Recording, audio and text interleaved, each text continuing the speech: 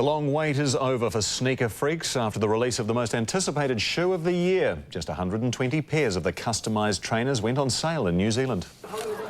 Midnight mayhem, but there are no discounts at this shoe store. There's no lay-bys, they're $250, it's just a straight payment right here. They're not your regular runners. Just an amazing looking shoe. I mean, the use of materials and colours, it's a really standout shoe. And they've achieved the near impossible, getting men excited about shoes. This design is very special and I love it, yeah. So special, only 2,000 are available in just 7 countries. That's a big part of it. Not being able to access it in America has made everyone else want it. But not necessarily want to wear it. Several pairs bought here have already popped up on American auction site eBay, fetching bids of over $300 US. Well, I've got a friend in New York who's really keen to get his hands on this pair, so he's been pestering me by email a couple of times a day. With only 60 pairs on sale at this store, it paid to have patience. How long did you wait for? Number 3. 10 hours. 10 hours. But most of these sneaker pimps got their hit. Size 11, my size is good. Yeah. Not much sign here, though, of try before you buy. When you're talking limited edition, sometimes the sneaks never get out of the box. Ruwani Pereira, One News. Waiting 10 hours for a pair of shoes, it's commitment for you. Oh, come on, you look good in them, Simon. Neil's here with sport, and another major stadium development's been announced. Yeah, it's fairly ambitious, and if it happens, it'll be a first for New Zealand. More on that shortly. First up, every kid has a dream to meet their hero. At Mount Hutt today, the multi-Olympic gold medal-winning Austrian ski team took time out from their training schedule to host some of this country's brightest young talent. 8-year-old Jake McConnell and 9-year-old Eliza Gregg have crammed a lot of skiing into their lives already. I started skiing when I was 1.5. I've been skiing for 5 years now. I started when I was 3. And every time I fell over, I fell out of the boots, but I didn't really care. As long as I could ski, I was happy. It's my favourite sport in the world. Last year, Jake got to ski in Austria. Today at Mount Hutt, he and Eliza met 2 Austrian skiing greats. 3-time world champion Hermann Maier has trained here for a decade, while in New Zealand for the first time is Benjamin Reich, a dual gold medalist at the Torino Winter Games. But I know that Benjamin Reich is the best skier in the world right now. In Austria, or in not just in Austria, but almost in Austria, I'm very famous. That's clear. And but if you are a ski racer, you want to be successful, and that's skiing, and that's life with skiing, and I like it very much. The pair then met up with the man they call the Herminator. And what budding skier wouldn't want to hit the slopes, however briefly, with a skiing legend who's won no fewer than 51 World Cup events. So how did the youngsters stack up? Like the Austrians. Thank you. And with a handshake, their idol was off. The 2 youngsters, well, happy doesn't quite cover it. See you. Thank you. David DeSoma, One News.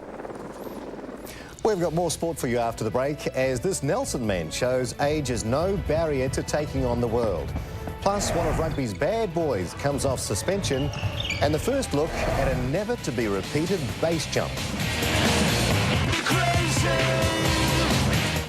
They lie. I'm telling the truth. They cheat. Got it especially for you. They steal. Oh my God! All my coursework has all been stolen!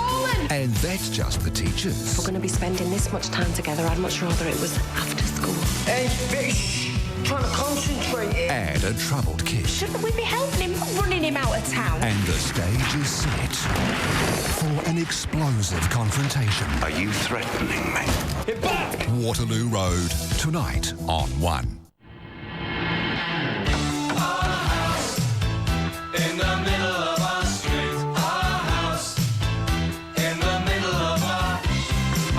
It has a crowd. There's always something happening, and it's usually quite loud. Our mum, she's so house proud. Nothing ever slows her down, and a mess is not allowed. Ginny and Holmes, make one your own. In the middle of our street.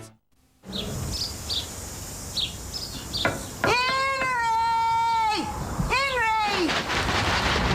It need about 10 or 11 runs at the moment. We're getting to a short boundary over there in the...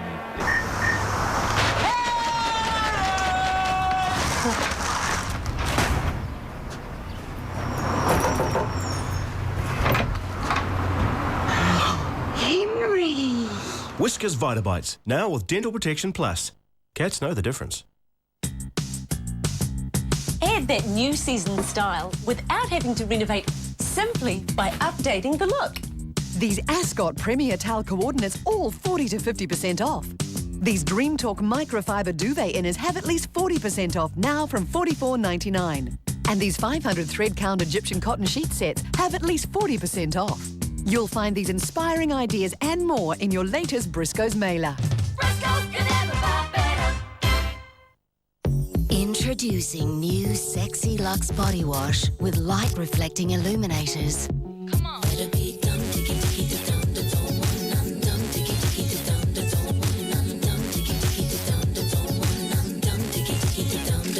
Luxe Body Wash lets you shimmer and sparkle like a star.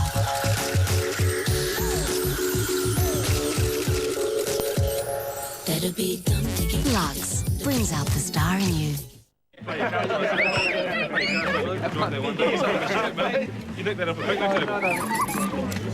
Brilliant, boys. Not here, I'll see you later. Oi, cut it out, Jeff. Look at you, mate, you're tanked. Damn, sweet is. Come on, mate. Susie's going to take the kids home soon. She'll give you a lift. Sit down. Come on. Sit down, bro. Good boy. You can't leave anyway, mate. Well, the girl's going to look at it if you take those legs home.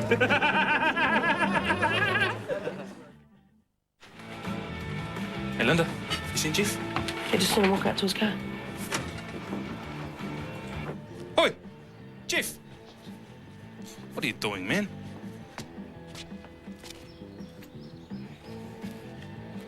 Touch. Nice one, bro. Ooh, you're a manus. You're a manus. You're a manus. You are. You listen to a manus Morrissey. You are. Dinner party heyday, the 70s way. Dimming the lights and having foot-high flames of burning alcohol is a must. Then building the American dream on idyllic Waiheke Island. For some reason, at all times, we either had a drunk or a madman on the job site. New Zealand House and Garden, followed by Kiwi Kitchen. Friday on 1. So you couldn't make your non-refundable flight because of a home invasion? Should the airline offer you a later flight? The 92-year-old who's been overpaying her power bill, why can't she get a rebate? And Raju the Builder's back, pursued by the Aussies. Fair go tonight on 1. Rico Gear has ended speculation of a move to Canterbury by deciding to stay with Tasman. The All Black winger's family live in Christchurch and it was thought he wanted to switch unions. But he's sticking with Tasman, who were thumped by Auckland on Sunday, and he will be available for the Marcos against Manawatu this weekend. Gear's decision ending a month of uncertainty for the Tasman Union. Well, there was always a thought that because of the things and the factors that Rico was working through, that we might have to sit down and look what's in the best interests of both Rico and the Tasman Rugby Union. I'm pleased that it hasn't come to that. Gear played for Nelson Bays in the 2nd Division last year. Rua Tipuki returns to rugby this weekend from a 16-week suspension. The North Harbour captain was suspended for elbowing James Hilgendorf in the head during a Super 14 match for the Blues. The midfielder claiming to have learned his lesson. Proof of the pie's in the eating, so I've just got to prove it. You know, words are cheap, so I don't really want to talk about it too much and just prove it. Tipuki's return to the field coincides with his 31st birthday. Good to see him back. Waikato got off to its campaign to a winning start last week, but faced a stern test against Canterbury on Friday night. While some coaches have trouble filling the gaps around star players, for Waikato coach Warren Gatlin, it's a case of who to leave out, star or not. Roy Kini-Kini-Lau's a rugby nomad. Waikato was his latest stop after stints with Wellington and the Highlanders in the Super 14. He's on his way and stretches out and scores. I want to look for more opportunities on the field, so certainly looked up here, and yeah, it's sort of working out at the moment. Only problem is there's Sitivini Sivivatu, Susini Arnesi and Roger Randall to contend with. Wingers tend to be, and those back three tend to be a little bit temperamental, but they're all fit at the moment, so that's, you know, a little bit of a headache, but it's a nice problem to have. Kini-Kini-Lau will start on the right wing against Canterbury Friday night with Sivivatu on the left, but coach Warren Gatlin's far from settled on a starting combination. Yeah, at this stage of the season, we'll be giving players an opportunity, and then probably rotating one or two of them to freshen them up, and also give other players a chance to cement a position too. That policy opens the door for former Seven-star Roger Randall. The 32-year-old returned from France 3 weeks ago and admits he's got a lot of work to do. And we've got some more younger guys as well that have already been in the squad, and they're biting on the heels of everyone too, so it's good for the whole squad. Randall comes off the bench against Canterbury. Jenny May Coffin, One News. New Zealand's latest world rowing champions have arrived home from the junior champs in Amsterdam. The 8 won gold for the first time in 23 years. They beat Germany by half a boat length. For us, coming over as New Zealanders, I've never seen these countries before and raced with them. And it was just awesome, like how we held our composure and just did it. The women's 4 also won silver. Dunedin Trust has tonight announced an ambitious plan to replace Carisbrook with a roofed stadium. If it goes ahead, it'll be built in association with Otago University. John McDermott is at tonight's launch. John, this is all being released as we speak. What else can you tell us? Well, Neil, I think the words here tonight are think big. They're talking $150 to $180 million. What essentially has been announced is that the Carisbrook Stadium Trust will go into partnership with Otago University, that the new facility will incorporate a lot of university teaching facilities. We don't know yet how many people the stadium will seat or what it will look like, but we do know, and very warmly received here at the reception tonight, it will have a roof. Well, what would become of Carisbrook as we know it now? Well, Carisbrook, I think it is generally accepted as old and tired. It's not going to get any more Category A rugby tests. Ownership will pass to the new Stadium Trust, and their stated objective is to have the new multi-purpose stadium ready for the 2011 World Cup. Good work. Thanks, John. Live from Dunedin. South African cricketer Hashim Amla has accepted an apology from Australian commentator Dean Jones, who called him a terrorist during test coverage from Sri Lanka. Jones landed in Melbourne last night after being sacked from the commentary team for saying the terrorist has got another wicket when the Muslim batsman took a catch in the second test between Sri Lanka and South Africa. Many Muslims are my friends. There's nothing having a go against that. I even have a sister-in-law who's a Muslim. Now, I'm not having a go at their faith or anything. It's just a stupid, ridiculous, off-the-wall remark, which I'm paying for in the pocket and also with my reputation. And all I can do is apologise. The remarks were not heard in Sri Lanka, but did go to air in South Africa. Jones says he called Amla to apologise. Wearing the black singlet is a dream for most Kiwi athletes, and for many approaching their 40s, a dream is all it's ever going to be. That's certainly what 44-year-old Nelson runner Cliff Bowman thought, until he belatedly discovered an ability to run uphill. Entering his 4th decade, Cliff Bowman embodied the loser's sporting mantra that it's not the winning that counts but the taking part. Then injury forced him off the hard, flat roads and onto the softer terrain of the hills. I didn't used to win or even place on the flat so much, but as I started going up, and that came. Injury also forced Bowman into the gym to strengthen specific muscles for mountain running. Coming down nice and controlled, keep that core nice and tight. Be pushing through the heels as much as you possibly can, Cliff. The new regime saw the painter and decorator win his age group and come 2nd overall in the New Zealand Masters Mountain Running Champs. And now he's off to the Worlds in Switzerland next month. He has got that mental ability on his own, which I think is what makes him very good at what he does. Some people, of course, think anyone who chooses to run uphill is slightly mad. I guess some people do think that. My theory is that anyone who goes up a hill is a little bit mad, and the quicker you can get it over and done with, the better. I hate getting up sparrow's fart some mornings, but no, I love running. I love running. When I get in the outdoors and running, I get inspired. So that's probably what drives me to it. The Swiss course is 9.5 k's and climbs almost 1,000 metres. When I'm running in the black singlet, I'll be giving it everything I've got. It's huge, and it's a once-in-a-lifetime opportunity for me, I believe. Marty Tasker, One News. Baffin Island is one of the most remote parts of Canada, but its 1,200-metre cliffs make it a dream location for base jumpers. American Shane McConkey led a group of jumpers on a one-off, month-long expedition there, and this is the spectacular result.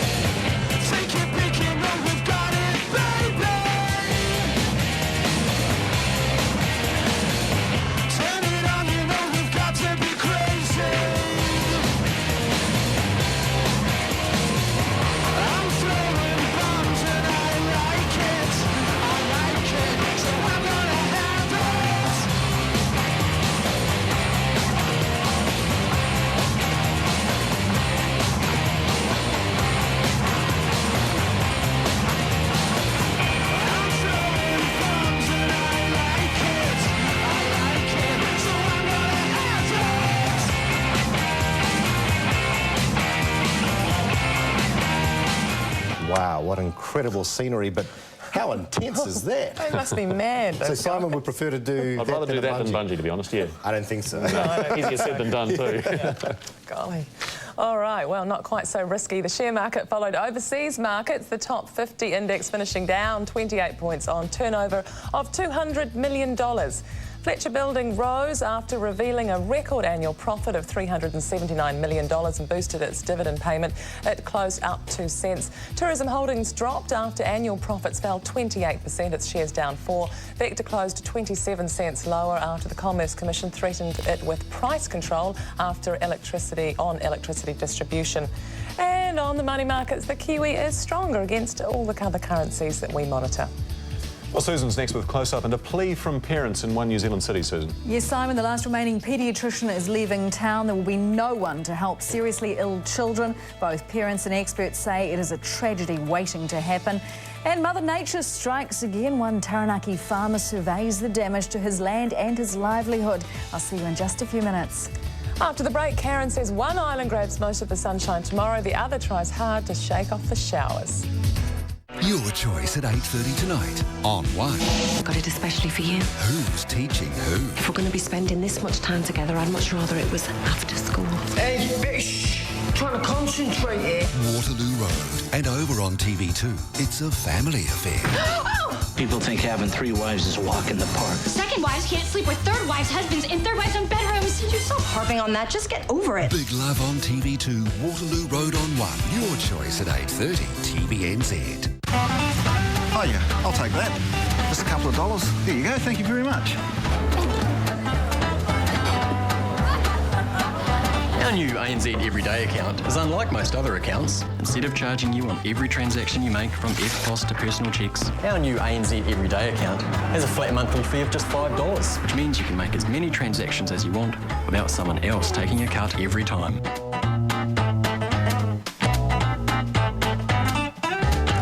Behind every true masterpiece, there lies a truly great brush. The IFX brush from Max Factor has softer, more flexible bristles, so it covers every lash individually. For beautifully framed eyes, new Masterpiece Mascara from Max Factor. Henry! Oh, there you are, Henry. New Whiskas VitaBites Dental Protection Plus has specially designed kibble and an active ingredient that help reduce plaque and tartar. Same great taste, really clean teeth. New must-haves at Kmart with 20% off all underwear, socks, hosiery and sleepwear for women, men and kids. At 20% off, you must have new season styles and underwear at Kmart.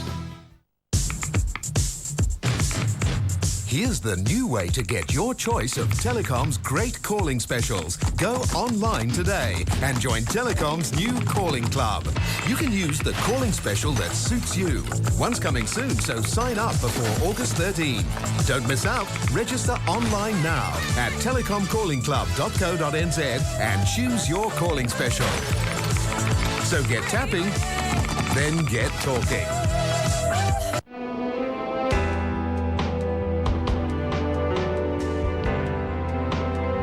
Leave a mark. Boss Selection, the new fragrance. Right now at Harvey Furnishings, there's a special winter offer on thermal curtain making. For only $4.95 per drop, Harvey's is unbeatable. For a limited time only at Harvey Furnishings. Drop in soon.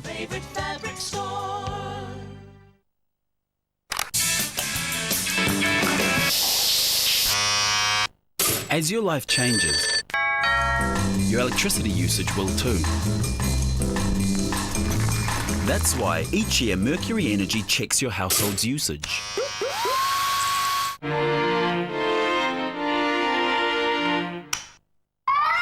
And if it changes,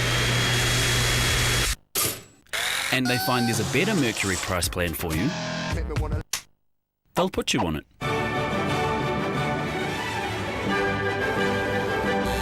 And rebate any extra money you've paid.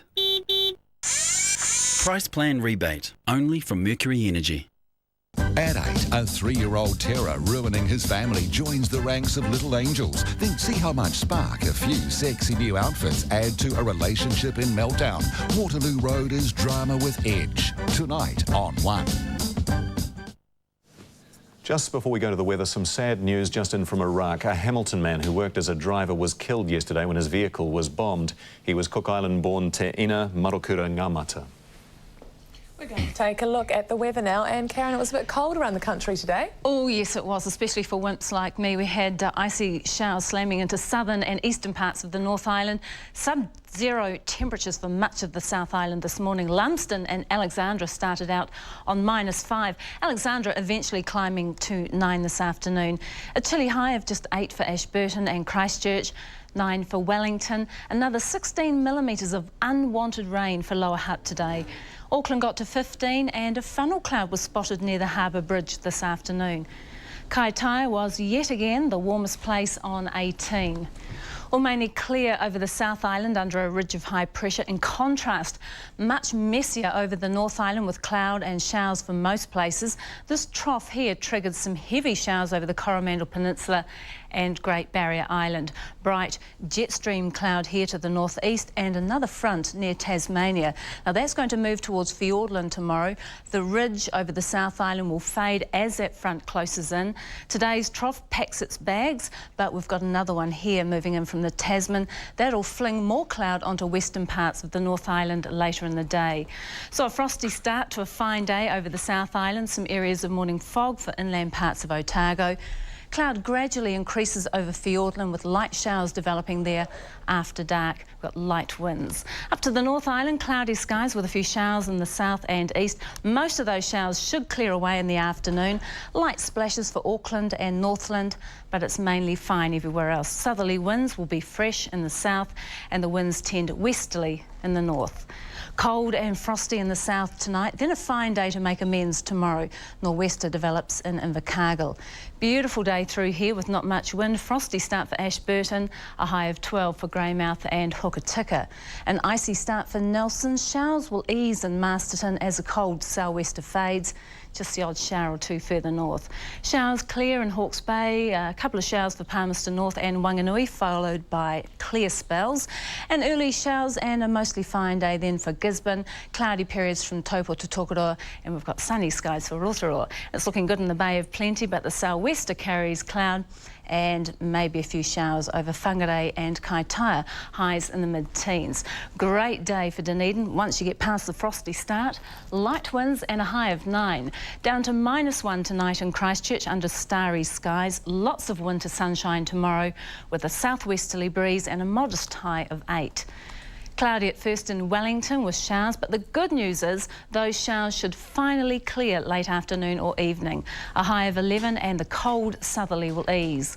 Mainly fine in Hamilton after a chilly start. A high of 14 and a southwesterly wind. Cloudy periods and isolated showers for Auckland. It'll clear for a time and then the showers will roll right back in again overnight. Some showers tomorrow for Melbourne, mostly fine everywhere else in Australia. A warm high of 30 for Darwin. Rain or showers for many of our Pacific neighbours, but it's looking pretty good in New Caledonia and Niue. Showers for most places on Friday, but mainly fine in the Bay of Plenty and also Nelson. Then it's really going to go to custard over the weekend. It's going to get really cold. On Saturday, showers spread north over the South Island with a cold southwest change. Snow to low levels in the south, strengthening westerly over the North Island, delivers showers to northern and western districts. Sunday's looking pretty rough with a nasty wintry showers over the South Island, mainly in the east and south. Snow to very low levels. Rain or showers over the North Island with some snow about the desert road. Roll on summer. Well, that's all from me. Enjoy the rest of your evening. Yes, sir. Thanks very much, Karen. That is One News this Wednesday. And now over to you, Susan, with Close Up. Good evening. Tonight, the city with nobody to care for its children and babies. Both parents and specialists say the situation is so serious it could lead to tragedy.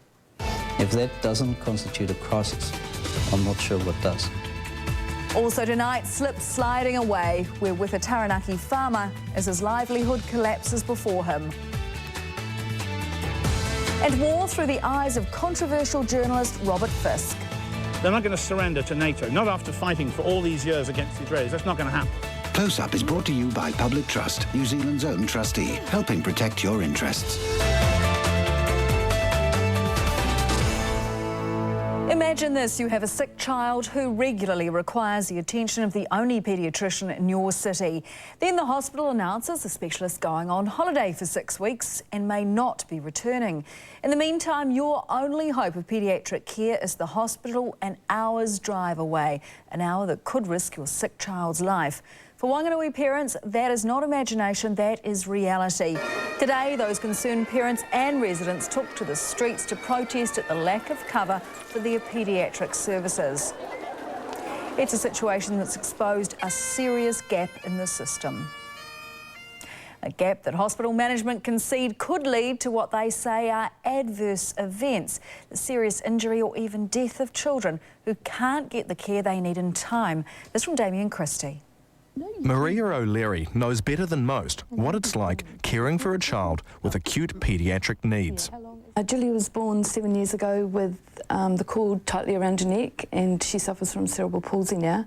And from the age of 3 she started to develop epilepsy, which means that she presents in a very acute state of illness. And when she gets there, it can sometimes be life or death situation.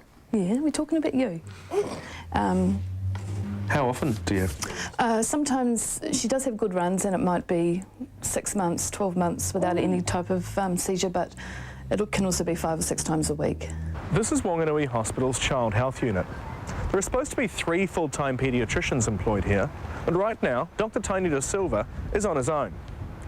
Tomorrow, Dr. De Silva goes on leave. He hasn't had a holiday in 2 years. Hospital management have organised some locum cover, but the rest of the time, children in need of emergency services will have to transfer to Palmerston North, over an hour away. What would it mean if you had to go to Palmerston North? I think for us it would mean the difference between life and death for her. Dr. De Silva agrees. What problems does transferring to Palmerston North cause? The main problems would be with sick children, whether they are fit enough to be transferred to Palmerston.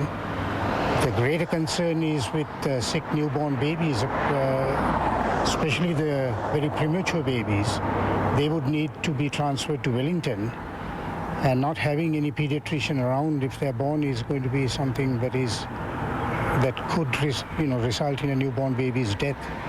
So in your opinion, the transfer time and the lack of paediatricians could be fatal? Especially for newborn babies. While this is the worst it's been, Wanganui's paediatric services have been on shaky ground for some time. Maria O'Leary meets with other concerned parents. When Joseph was 4.5, he was in a Kohanga van that was hit by a train, and he suffered a severe traumatic brain injury. We need one paediatrician to follow him through, but at the moment they can't provide that. So every time I go to a paediatrician, I've got to sit down and go through the whole thing from scratch again. Tell me about James. He is a severe asthmatic, chronic, acute, whatever you want to call it. And he has been in and out of Wanganui Hospital since he was 11 months old. So how often do you go? Probably 25 days a year. I mean, you of all people will have noticed the changes in the service. You do note the hours that the paediatricians and the people are putting in. And they're long hours. Yeah. They do long hours. That toll plays heaviest on Dr. De Silva, who has been the only constant at Wanganui's Child Health Unit for the past 4 years. But even he's had enough. Have you thought about leaving yourself? I have, but I'd like to stay and stay here till something is done about the staffing here. How long can you wait? I'll wait a few months at least and see what's been done. The concern over this paediatric crisis at Wanganui Hospital is widespread. Not only are parents and Dr. De Silva worried about the children's safety, but even some board members, surgeons at this hospital, say it's completely unacceptable and are calling for management heads to roll. I have been associated with this hospital, which is very dear to my heart, since 1991. I have never known health care to any section of our community to be so at risk, to the extent that we may not be able to even assess urgent paediatric cases, let alone treat them. Now, for a hospital in New Zealand, if that doesn't constitute a crisis, I'm not sure what does. Dr. De Silva says there could be fatalities. I accept to his view. You're on the board. Aren't you part of the problem? Yes, actually, I am. And I feel very guilty about that.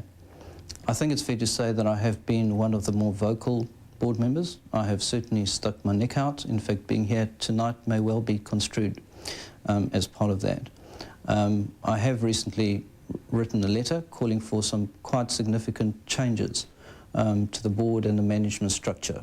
So you're asking for management to step down? I have little confidence in the leadership, and that goes to leadership of the board and ultimate leadership of the hospital. The board leader he's referring to is Dr. Patrick O'Connor, chairman of the DHB. Dr. De Silva believes that if children have to transfer to Palmerston North, some may die unnecessarily. Do you agree? All adverse events that take place over the next during this arrangement will be looked at very closely, and this hospital already has mechanisms for looking for adverse events. I think it's a little bit over the top to make statements about possible deaths. Dr. De Silva says that in the last 2 months there have been 3 babies born who wouldn't have survived the transfer to Palmerston North. I have no personal knowledge of those particular instances. If there are fatalities over the next 6 weeks, will you accept responsibility to the parents of those children? I'm here to provide safe health services to the entire population, and I'm sure that's the motivation of my fellow board members. Any adverse events that happen will be scrutinised in extreme detail, believe you me. I'm sure that'll be of great comfort to the parents. There's going to be a vote of no confidence against you this Friday. Do you think you'll survive? I had no notice of that myself. Right. I was told that last night. By whom? By 2 of the board members. Okay. Are you confident you'll survive? I am confident I will survive, and if board members wish to take that step, I would like them to take the courtesy of informing me. And immediately after that interview, Dr O'Connor sent an email to board members chastising them for speaking to Close Up. He also reminded them of their obligations under the media guidelines for Wanganui DHB members. Dr O'Connor also expressed how stressful the interview had been.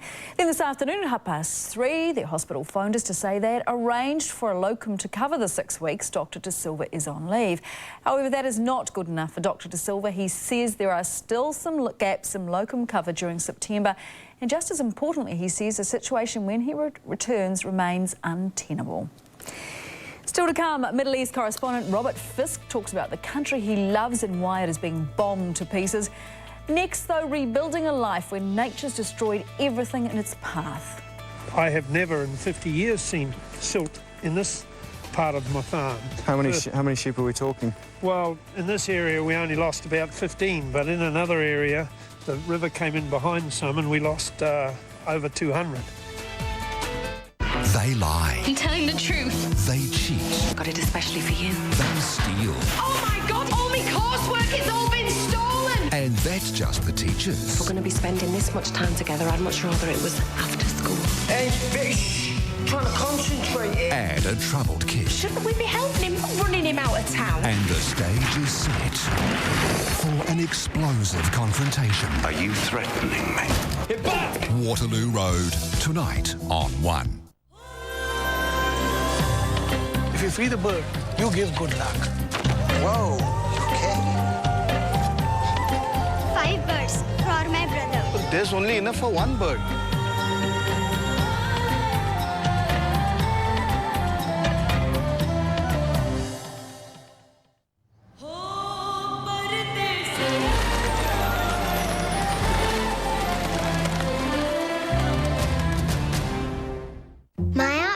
Sensational puddings for grown-ups are made with a secret ingredient. But she told my sister what it was. Now everyone's gonna know. TLC! TLC! Placemakers Top 50 is on now, bringing you our top building and hardware products at our best prices. Like this Predator 115mm angle grinder, save $10 now, $19.99. Save $10 on all 4-litre Taubman's Trends white paints, now $49.95. And save $30 on this Toto Torino toilet suite, now $199.95. And 20% on 25 kg Drycon Handycrete, now just $7.99. Plus loads more. Placemakers Top 50, rush in for huge savings.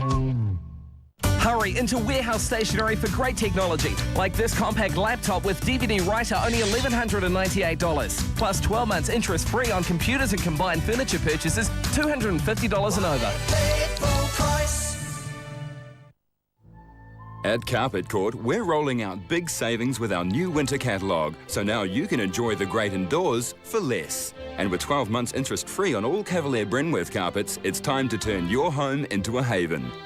Cozy up to the inviting look of wooden laminate flooring from just $34.95 per metre. Plus, there's a great range of catalogue carpet specials from just $39.95 per metre.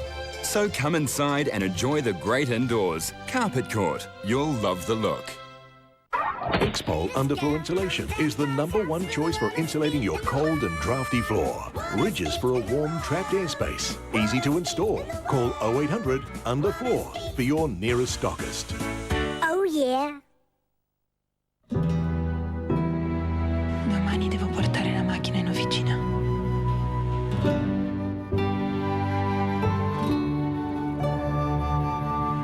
Cos'è successo?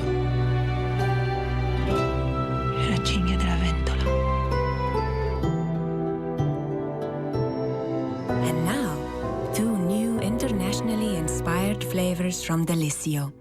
Dijonnaise and cream cheese and peppercorn. Looking for a really good investment return but finding it hard assessing the risk? Call us now on 0800 800 133 and ask about our competitive rates and our Standard & Poor's credit rating. You'll rest assured.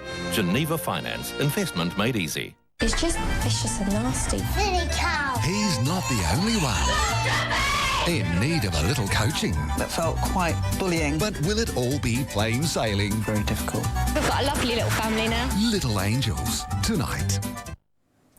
It is the 1 in 100 year storm which seems to be taking place every couple of years for the farmers of Taranaki. That footage we've watched of the torrential rain in the lower North Island over the past couple of days is a spectacular reminder of nature's power.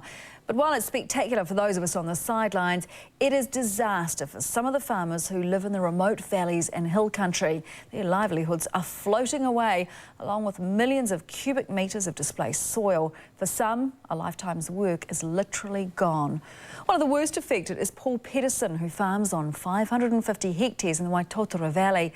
Rawdon Christie journeyed into the isolated valley in southern Taranaki between Waverley and Waitotara to see what half a metre of rain can do to one man's work. Words really fail me. It breaks your heart when you think of the work with fencing and spraying weeds and what have you. And you do all this work, says, hey, no, it takes it away from you. A view from the air gives Paul Pedersen the best opportunity to survey the somewhat altered lie of his land. It's all just soup, it'll all fall in again. Paul's been farming here for 50 years. He expects Mother Nature to throw a few punches, but he questions why she's so intent on knocking him out. It's so disheartening to think that all this pasture you can see down here was beautiful pasture a month ago. Now it's 18 inches deep in silt, and it becomes really disheartening when it's such good land that is being ruined. Okay, so we're walking through muck. This is normal, is it?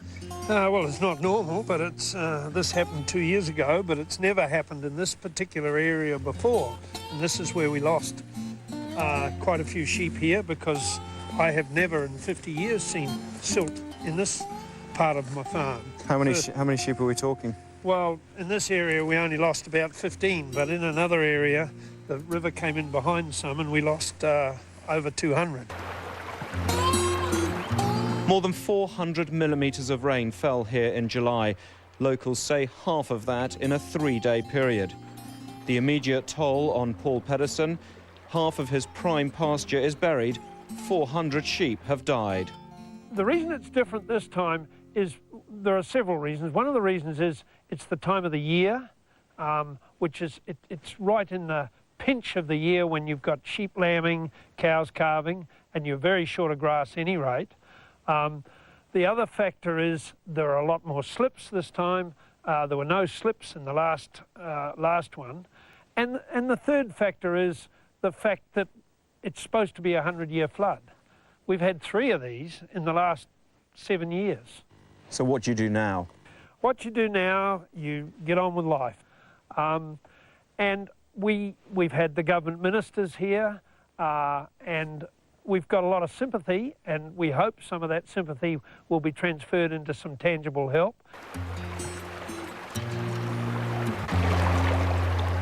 For some, the landslips have caused devastating damage.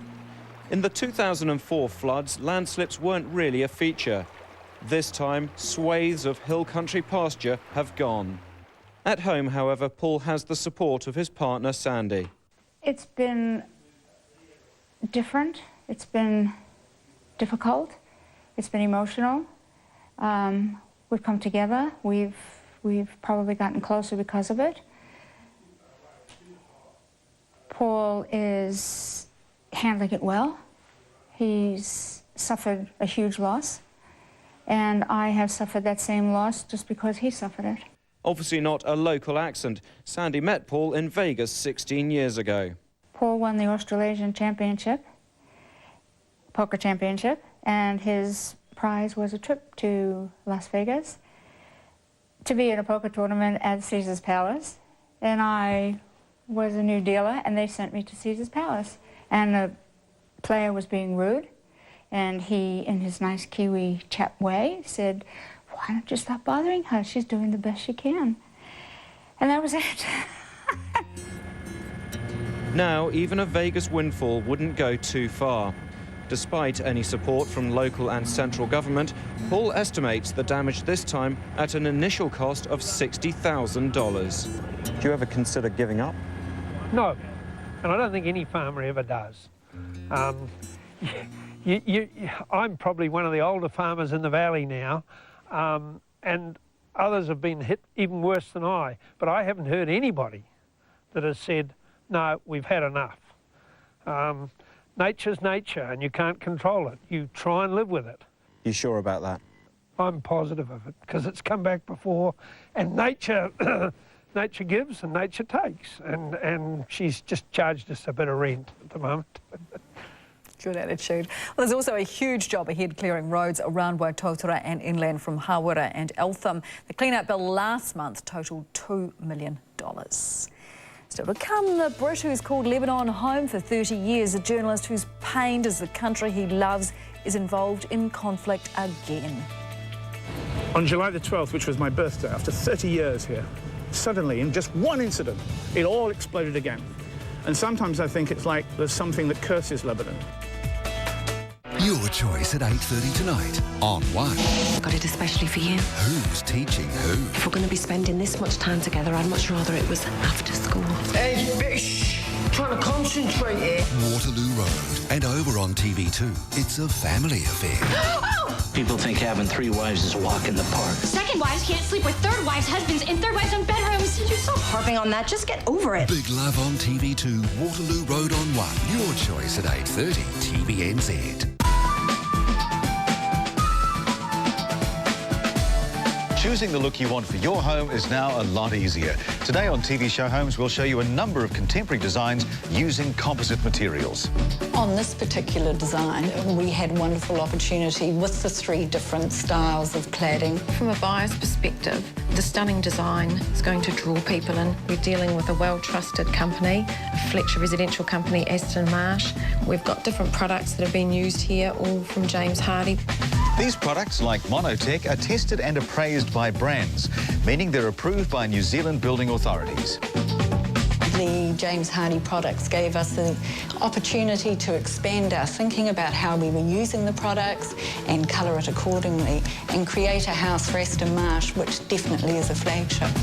Visit our website for more inspiring stories and ideas from 2 pioneers of New Zealand building, Fletcher Residential and James Hardie. I want the latest tile design. I want the best selection. I want indoor and outdoor tiles. I want Carrella bench tops and vanities. I want quality, value and service. I want 20% off all tiles. I want it now. Tile Warehouse. Sale now on. Investing is all about reliability and trust, making a choice you can depend on. Earn 8.75% for 12 or 18 months. Call Hanover Finance today on 0800 353 128. The nation's most popular fishing spot. The National Boat and Fishing Show at Hamilton's Mystery Creek. The largest display of boats, chandlery, fishing tackle and marine accessories under one roof. August the 11th to the 13th at Mystery Creek.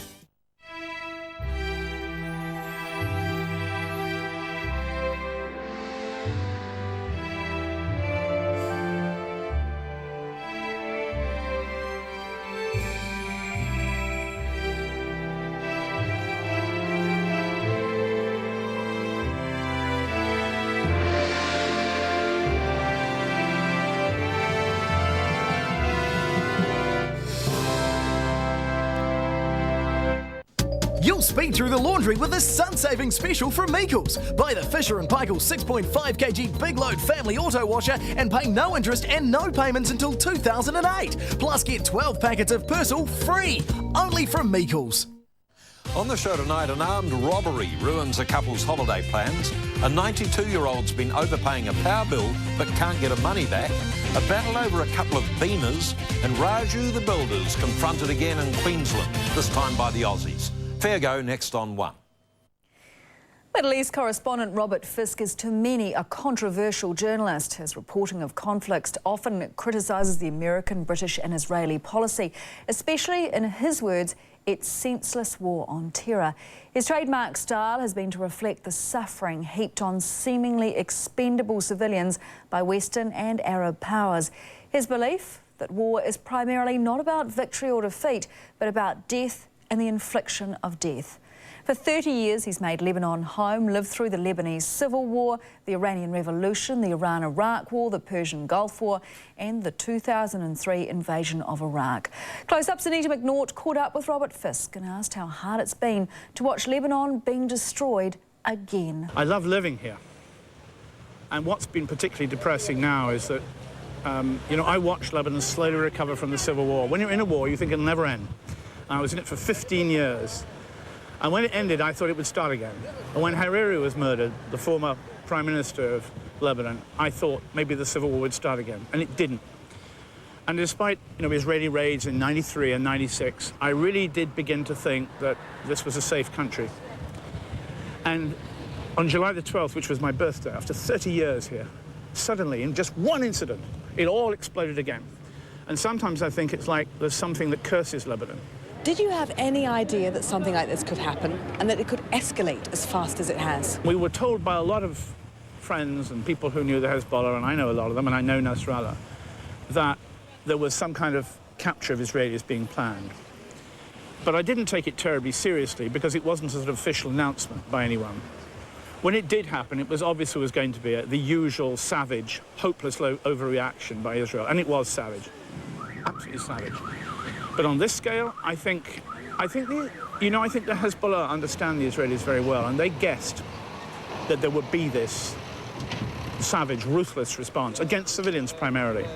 And I think they also planned the war that would follow. They relied upon Israel's ruthlessness and cruelty towards civilians here for the war to take off and for them not to be accused of irresponsibility for starting and provoking the war, but to become the resistance again. What's at stake for the two sides here? Look, I think there are several things involved in this. First of all, Syria, which staged a military withdrawal last year, could look across the border from Damascus, which is still the real capital of Lebanon rather than Beirut, and say, well, you may have your little democracy, but we set events, we control events, because the Syrians and the Iranians are principal supporters of Hezbollah. But for the Hezbollah as well, if they can get a total Israeli withdrawal and the return of Sheba Farms, which was indeed part of Lebanon under the French mandate before the Second World War, you see, they can say, well, now our mission is accomplished, to use the words of a well-known American president. We've got Sheba Farms back. The Israelis have totally withdrawn from all of Lebanese territory. And as far as we're concerned, we have no purpose in being a militia. We're political. But, of course, they're not going to do that by laying down their arms and handing over their weapons to an American general of a NATO-led UN force. That's not going to happen. It's insanity to imagine it, and I cannot even imagine an international force here at the moment. What's it going to take before Hezbollah lays down its arms? It's going to take an Israeli withdrawal of every soldier from South Lebanon, a UN decreed handover of Shebaa farms to the Lebanese government, the deployment of Lebanese troops down to the border prior to an announcement by Hezbollah that they don't have any reason to hold weapons anymore. You know, they're not going to invite NATO soldiers to take their weapons any more than the IRA were going to hand over their weapons to the British Army. They're not going to surrender to NATO, not after fighting for all these years against the Israelis. That's not going to happen. That's complete, you know, there's a certain self-delusion in Israel about how they can win wars, and they never do here. And now, unfortunately, the self-delusion has infected the American government. They still see this as a wonderful opportunity to humble Iran and Syria, and it's not going to work. So the draft ceasefire agreement, that's a non-starter. It's a non-starter unless they change it, yeah, I'm afraid so. If this conflict is not resolved in the near future, what could happen? Could other countries be drawn in? I don't think other countries will be. That's not how the plan goes. What's going to happen is that the Israelis are going to find that they're losing this war. You know, what's happening, they're crossing the border at the moment and being attacked from behind. A colleague of mine actually went with them, a journalist in Jerusalem, and found that the Hezbollah were behind on the border fence. They've had one ship out here, which was hit amidships by a new Iranian missile. It caught fire and burned for 15 hours. It was almost lost. The Israelis have not admitted that. The Hezbollah have managed to hit with missiles a secret military air traffic control center at an Israeli town called Miron, codenamed Apollo, I think, in Israel, successfully, right on the antennas on the top. Israel can't protect its people, which is the purpose of the Israeli army. The Israeli army are losing people, scores of people each week now. I don't think that's a great success for the Israelis. Hezbollah will claim it's a success, though, of course, at the cost of almost, or more perhaps now, 1,000 civilian lives in Lebanon. But those people have been sacrificed for Hezbollah's success. And that's a morality you'll have to think about, the same as the Lebanese will, and some of them do already. So what's going to make the two sides stop, do you think? A dose of common sense for Mr. Blair and Mr. Bush. The French will have to get wise to the limitations of their part in the UN draft resolution. The Lebanese can't do it, and someone will have to go to Damascus and ask President Assad and perhaps even President Ahmadinejad in Tehran, can you use your influence to help us stop this war?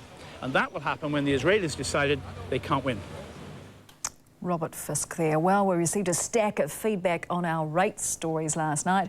Rob and Jackie of Pahia wrote to us about their situation. We pay the far north, I guess that's probably Pahia actually, in our district council $2,283 plus additional water charges on a house valued at $370,000. There's no footpath on our side of the street. We pay for our rubbish collection, and if we want to recycle, we've got to drive about 8 kilometres by car. We are actually paying the same amount of rates as an Aucklander with a $900,000 house. And Diane from Dunedin proves a lot of other places too are worse off than Auckland. We live 30 kilometres south of Dunedin City, don't have water, rubbish removal or even a street light on our side of the village. Our rates have gone, get this, from $483 to $1,354. Now, that is just 2 of the emails we got. We got more than 300 of your emails overnight, so thank you for that.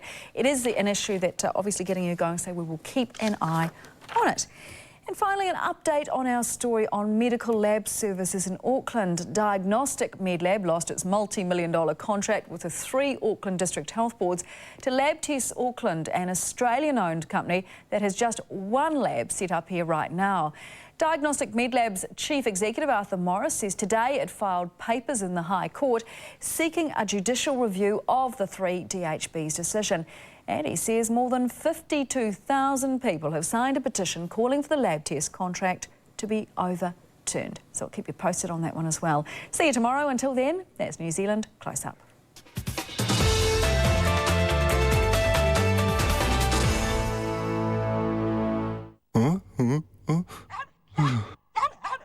Need help getting your affairs in order? Personal Assist can help you or your loved one sort out legal matters, bills, investments, even home repairs. Call now to find out how we can help. Capital and Merchant Finance keeps you better informed with this One News update.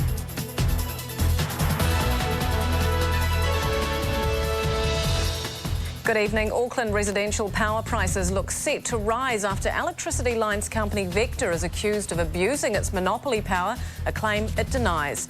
The number of public servants is ballooning, but Treasury says taxpayers aren't getting their money's worth.